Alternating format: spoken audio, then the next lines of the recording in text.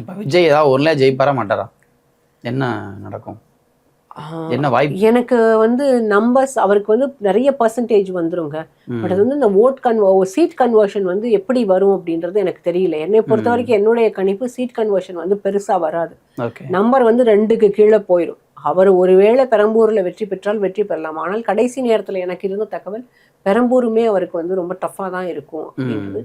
வேறு எந்த தொகுதிகள்லையுமே பெருசா ஜெயிக்கிறதுக்கான வாய்ப்புகள் கிடையாது. சவுத்துல நிறைய இடங்கள்ல அவருடைய வேட்பாளர்கள் டெபாசிட் இழக்கிறதுக்கான வாய்ப்புகள் இருக்கு. நீங்க சவுத்துல வந்து வெறும் விஜயனுடைய வாக்குகளை விஜய்க்கு ஆதரவாக இருந்ததை மட்டும்தான் நம்ம பேசுறோம். ஆனா அங்க ஜாதி ஓட்டு இருக்கு. அதை தாண்டி சசிகலாவோட சசிகலா ரோல் வந்து திருமங்கலம், திருப்பரங்குன்றம் இங்க எல்லாம் அவங்க போட்ட வேட்பாளர்களுக்கு ஒரு பெரிய ரோல் இருந்திருக்கு.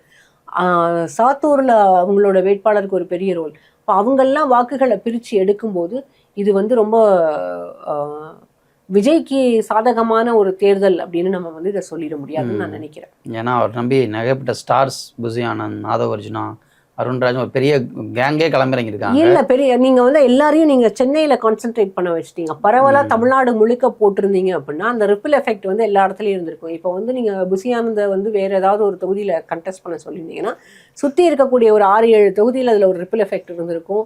அங்க அவர் பக்கத்துல போயிருப்பாரு, பார்த்துருப்பாரு. அதை வந்து இவங்க செய்யலை. ஏன்னா இவங்களுக்கு வந்து கேண்டிடேட் சாய்ஸ் வந்து அவங்களுக்கு தெரியல. கேண்டிடேட்ஸ் எப்படி போடணுன்றதும் தெரியலன்னு தான் நான் நினைக்கிறேன்.